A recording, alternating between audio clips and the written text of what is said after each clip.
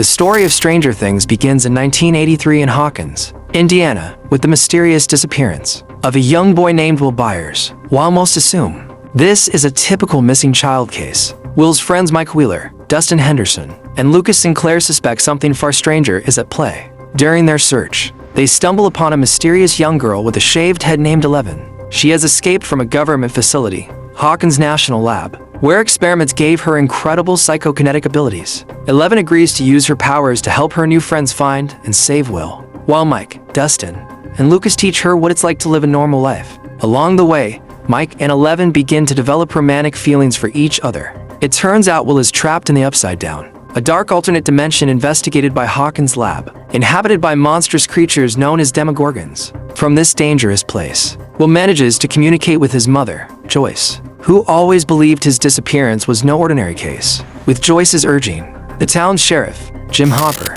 begins an unconventional investigation. As Hopper uncovers signs that experiments at Hawkins' lab may be connected to Will's disappearance, higher authorities constantly try to block him. Determined, Hopper goes rogue, digging deeper to uncover the truth. Meanwhile, Mike's older sister, Nancy, is dating the popular bad boy Steve Harrington. When Nancy's friend Barb goes missing, she teams up with Jonathan, Will's older brother, to investigate the strange occurrences in Hawkins. They soon discover that Barb has been taken into the Upside Down and killed by a Demogorgon, raising the urgency to save Will. In a daring rescue, Hopper and Joyce enter the Upside Down through a portal in Hawkins' lab to save Will. The journey also brings personal closure to Hopper, still haunted by the loss of his young daughter, Sarah. Meanwhile, Nancy and Jonathan hatch a plan to trap and kill a Demogorgon at the Byers' residence. An unaware Steve arrives at the worst possible moment, unwittingly getting pulled into the plan. Together, they manage to injure the creature, though it escapes. Elsewhere, Dr. Martin Brenner, head of Hawkins' lab, tracks 11 and her friends to the local middle school.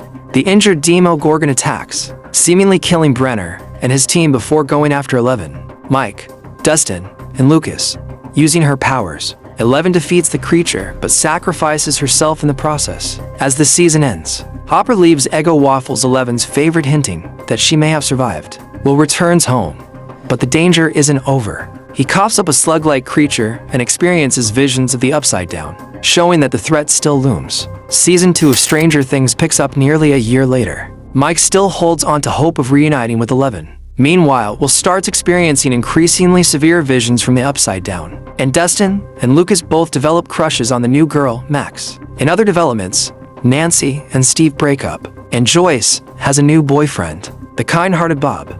As for 11, she is alive and well, living in secret with Hopper in a secluded cabin. Hopper insists this is for her protection, but 11 grows frustrated and resentful toward her surrogate father. Her anger leads her to break the rules in search of Mike.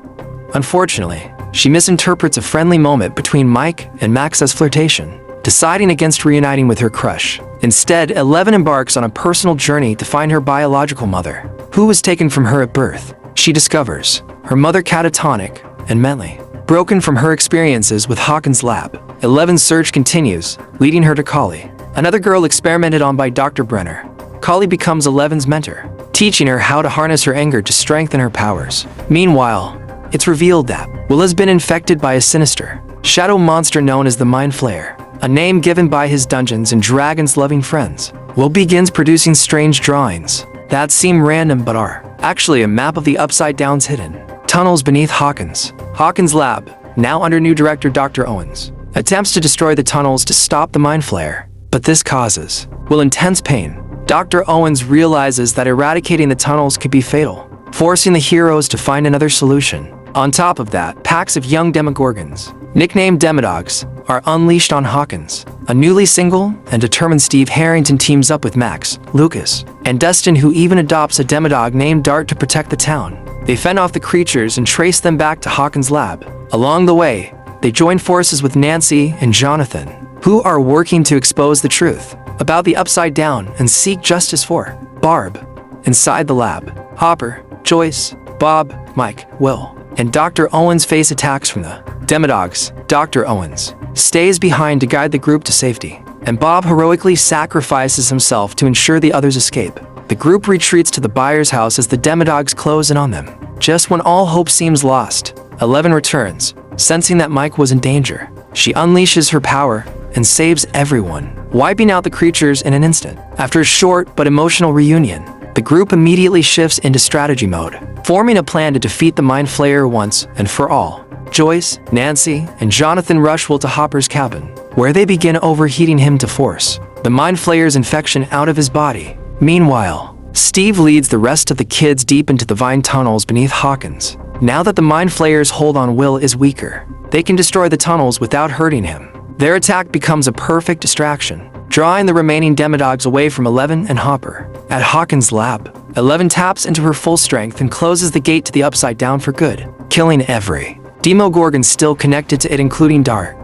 When the dust settles, Dr. Owens gives Hopper a forged birth certificate for Eleven, allowing her to finally live openly as a normal child. And after Nancy and Jonathan partner with conspiracy theorist Murray Bauman to expose Hawkins' lab, the facility is shut down permanently. For a moment, life seems normal again. At the school dance, Lucas and Max share their first kiss. Mike and Eleven finally kiss too, and Steve gives Dustin a pep talk that turns him into the coolest kid on the floor. But deep in the Upside Down, the Mind Flayer is revealed to still be alive, towering over the school. Watching, waiting. Season 3 begins with the kids of Hawkins trying to put their chaotic past behind them and enjoy life like normal teenagers. Dustin returns from summer camp with stories about his mysterious long-distance girlfriend, Susie, though none of his friends believe she's real. Max and Lucas are stuck in their usual on-again, off-again pattern, and Mike and Eleven are still going strong. So strong, in fact, that Hopper becomes a completely overprotective dad and warns Mike to stay away, which causes tension between the young couple and eventually leads Eleven to break up with Mike. A brand new Starcourt Mall has opened in Hawkins, instantly becoming the main hangout spot for the kids. Meanwhile, Steve struggles to figure out his future and takes a job at the Scoops Ahoy ice cream shop, where he grows close to his new co-worker. Robin, Jonathan, and Nancy land internships at the Hawkins Post, while Hopper finds himself developing feelings for Joyce. She isn't quite ready to return. While trying to contact Susie over the radio, Dustin accidentally intercepts a strange coded message, one coming from Russians operating in secret beneath Hawkins. Dustin teams up with Steve, Robin, and Lucas's younger sister, Erica, to decode the mysterious radio message he intercepted. Their translation reveals something shocking. Russians have been unloading secret shipments at the Starcourt Mall late at night. When the group investigates, they discover a hidden elevator that plunges deep beneath the mall into a massive underground Russian facility. There, they find scientists attempting a unthinkable reopening, a portal to the Upside Down. Steve and Robin are captured and interrogated, but Dustin and Erica manage to rescue them.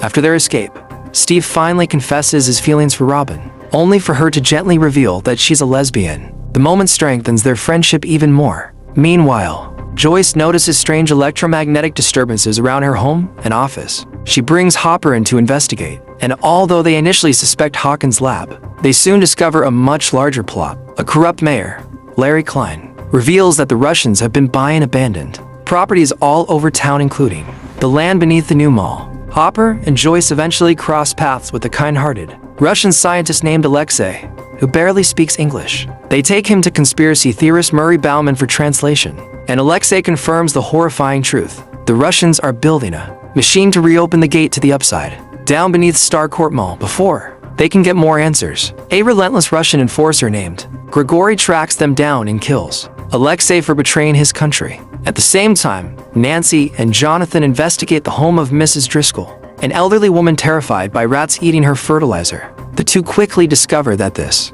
isn't an isolated incident. Rabid rats are appearing all over Hawkins. Soon, Mrs. Driscoll herself begins eating fertilizer and shows signs of being possessed by the Mind Flayer. Max's stepbrother Billy is also under the Mind Flayer's control, and he becomes the monster's primary tool for building an army of possessed hosts. Eleven uses her powers to enter Billy's mind, where he reveals the Mind Flayer's plan. Kill 11 as revenge for closing the gate. The Mind Flayer's possessed victims begin melting together into a massive organic creature, the physical embodiment of the monster itself. It attacks 11's group, severely wounding her. The kids race to the mall to rescue Steve, Robin, Dustin, and Erica, who are still being hunted by Russian soldiers. 11 manages to defeat the Russians but collapses, realizing a piece of the Mind Flayer is lodged inside her leg. When she pulls it out, she suddenly loses all her powers. Hopper, Joyce, and Murray arrive at the mall just in time to help. They head underground to destroy the Russian machine generating the new portal. Meanwhile, upstairs, the Mind Flayer corners the kids inside Starcourt Mall with Billy blocking their escape. In a final emotional confrontation, 11 reaches out to Billy by reminding him of his happiest memory with his mother, a moment she saw when she entered his mind. That flash of humanity breaks through the Mind Flayer's control. Billy regains himself just long enough to sacrifice his life saving Max, 11, and the rest of the group. Below them all, Hopper, Joyce, and Murray push forward as Dustin guides them via radio, racing against time to shut down the portal once and for all. To shut down the massive Russian machine, Hopper, Joyce, and Murray first need to crack a secured safe that holds the shutdown keys. The combination, a quantum mechanics equation, the exact value of Planck's constant. Thankfully, Dustin knows someone who can solve it. His long-distance camp girlfriend, Susie. Susie, blissfully unaware of the life or death situation, refuses to give Dustin the number until he duets the never-ending story theme with her over the radio. After the painfully embarrassing musical moment, Susie finally provides the code. Hopper and Joyce unlock the safe, grab the keys, and prepare to disable the machine. But Grigori arrives, determined to stop them. Hopper fights him in a brutal showdown and ultimately kills him by throwing him into the machine, damaging it beyond repair. With the system collapsing, Hopper becomes trapped with no escape route. He gives Joyce a final, heartbreaking nod, the signal to finish the job. Joyce turns the key, destroying the machine, sealing the gate, and saving Hawkins, but losing Hopper in the process. With the portal closed, the Mind Flayer's monstrous form inside the mall collapses and dies. 3 months later, Starcourt Mall is left in ruins. Mayor Klein is arrested. The Byers family prepares to leave Hawkins, and they take 11 with them, now powerless, devastated, and without Hopper. Before she departs, 11 and Mike share a tender moment, reaffirming their love despite their uncertain future. Season 4 begins. 9 months later, 11 is living with the Byers in California, trying to adjust to a normal teenage life. Her long-distance relationship with Mike is strained, and her friendships with Lucas and Max grow complicated. Lucas joins the high school basketball team and starts hanging out with the popular crowd, while Max isolates herself, drowning in grief over Billy's death. Back in Hawkins, Mike and Dustin commit themselves to the Hellfire Club, the school's Dungeons and Dragons group, led by charismatic outsider Eddie Munson. Meanwhile, Jason's girlfriend, Chrissy, begins suffering from terrifying visions and crippling headaches. Desperate for relief, she visits Eddie to buy drugs, but inside his trailer, Chrissy becomes possessed by a sinister entity and is brutally killed, the first victim of a new supernatural evil. With Chrissy's body found in Eddie's home, he becomes the prime suspect. Jason and his jock friends immediately accuse the Hellfire Club of satanic ritual murder, sparking panic throughout Hawkins as they hunt for Eddie. While Mike heads to California to visit 11, Dustin, Max, and Lucas team up with Nancy, Steve, and Robin to uncover the truth behind Chrissy's death. Once they find Eddie, the group explains everything they've survived. The Upside Down, Demogorgons, the Mind Flayer, and they identify this new killer as Vecna, a vicious entity targeting traumatized teens. Nancy and Robin chase a disturbing lead to Penhurst Psychiatric Institution, where they interview Victor Creel, a man imprisoned for murdering his own family decades earlier. Victor reveals that after moving into a new Hawkins home, his family was haunted by the same nightmarish visions Chrissy experienced before they were possessed and killed. Blamed for their deaths, Victor was locked away with no one believing his story. Nancy realizes from Victor's story that the only thing that saved him from Vecna was hearing his favorite song. That small detail becomes a critical discovery. Meanwhile, Max pieces together that every one of Vecna's victims suffered from intense headaches, nosebleeds, and traumatic vision symptoms she herself is experiencing. That's when she realizes the horrifying truth. Vecna is targeting her next. Terrified she might die at any moment, Max writes farewell letters to all her friends, then visits Billy's grave to read him her final message. While at the gravesite, she suddenly becomes possessed and dragged into Vecna's altar in the Upside Down. As he prepares to kill her, Nancy and Robin report their discovery that music can snap someone out of Vecna's control. The group scrambles to play Max's favorite song, giving her the strength to break free and escape back to the real world, narrowly saving her life. Dustin then theorizes that each of Vecna's murders is opening a new gate to the Upside Down. Steve dives into Lover's Lake to investigate and is suddenly pulled below and attacked by swarming bat-like creatures. Nancy, Robin, and Eddie leap in after him, entering the Upside Down to save Steve. But once inside, they become trapped, with monstrous creatures guarding the exit. the group decides to travel through the Upside Down to Eddie's trailer in hopes of finding another gateway. Back in Hawkins, the police begin hunting the Hellfire Club, blaming them for Eddie's disappearance. Dustin, Max, Lucas, and Erica dodge the authorities and their parents, racing to Eddie's trailer to rescue their friends. They manage to pull Robin and Eddie out of the Upside Down, but before Nancy can escape, Vecna seizes her mind. He shows her a terrifying vision of his master plan, using the newly formed gates at each murder site to tear open the barrier between worlds and completely destroy Hawkins. Meanwhile, Mike arrives in California for spring break, only to discover that Eleven has been lying. She isn't thriving at all. She's depressed, isolated, and relentlessly bullied. She's also heard that Mike hasn't told her he loves her. Will feels abandoned by Mike too, noticing that his best friend seems to only care about Eleven. Jonathan, on the other hand, is quietly wrestling with a secret of his own.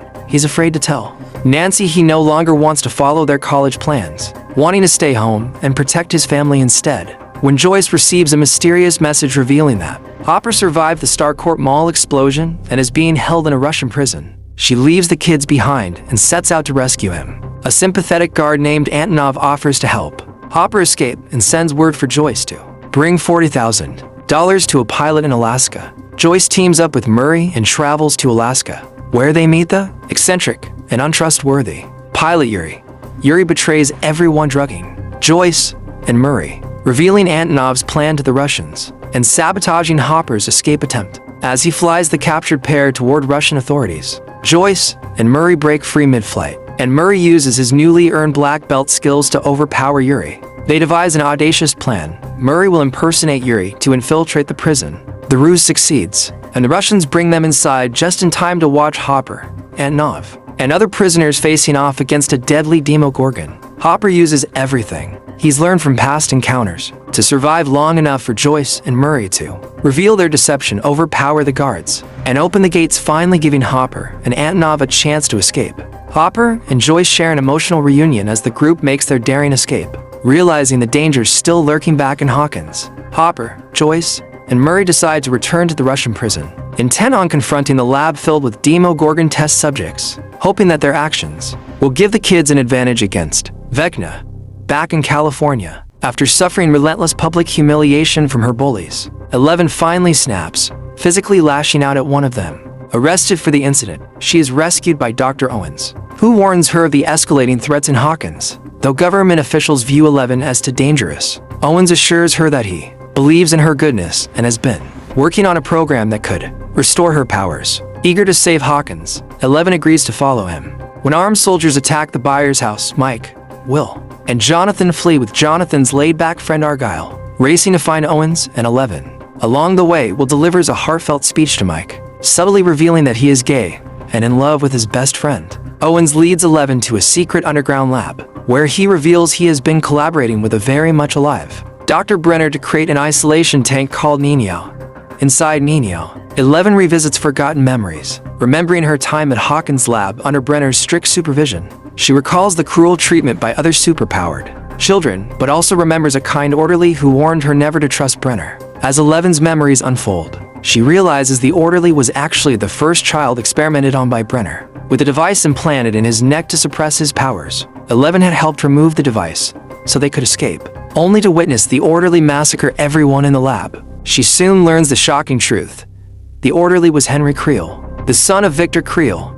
Using his psychic abilities, Henry had murdered his mother and sister, and though Victor was told Henry had died, Brenner secretly kept him alive under his control. Now, with Eleven aware of his dark secret, Henry transformed into Vecna targets her for death. Eleven confronts him, managing to overpower Henry, ripping open the first portal to the Upside Down, and sending him through, where he becomes the monstrous Vecna. In the present, Eleven has fully regained her powers and is determined to return to Hawkins to save her friends. But Dr. Brenner, still skeptical of her readiness, sedates her, keeping her from immediately confronting the growing threat of Vecna. And that's when a corrupt group of soldiers arrives, wanting to kill Eleven, believing she is the source of evil in Hawkins. Brenner protects her and tries to flee the lab with her, but he is shot and killed during the escape. Eleven regains consciousness, takes down the pursuing soldiers, and is rescued by Mike and the others. Back in Hawkins, the group devises a plan to defeat Vecna. Max, Lucas, and Erica go to the Creel house,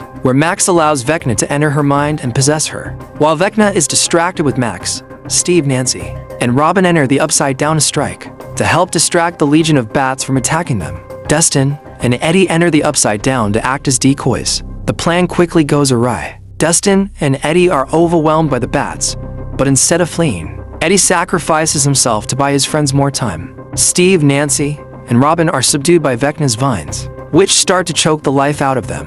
While Lucas keeps watch over the possessed Max, vigilante Jason shows up, still blaming the Hellfire Club for Chrissy's death. As Lucas and Jason fight, Max's favorite cassette tape is destroyed, leaving no backup to save her if things go wrong. Luckily, Max is not alone in her mind. 11 enters to fight Vecna using an isolation tank created by Mike, Will, Jonathan, and Argyle. Vecna defeats 11 and tells her that every threat she and her friends faced in the past, including the Mind Flayer, was all part of his plan. Now, his plan is fully coming to fruition. Vecna begins to kill Max, breaking her limbs in the process. At that moment, Mike professes his love for 11 in the real world, giving her renewed strength to fight back. Meanwhile, Hopper, Joyce, and Murray successfully defeat the Russian Demogorgons, clearing the bats and vines in the Upside Down. Finally freed, Steve, Nancy, and Robin attack Vecna's body, setting it on fire.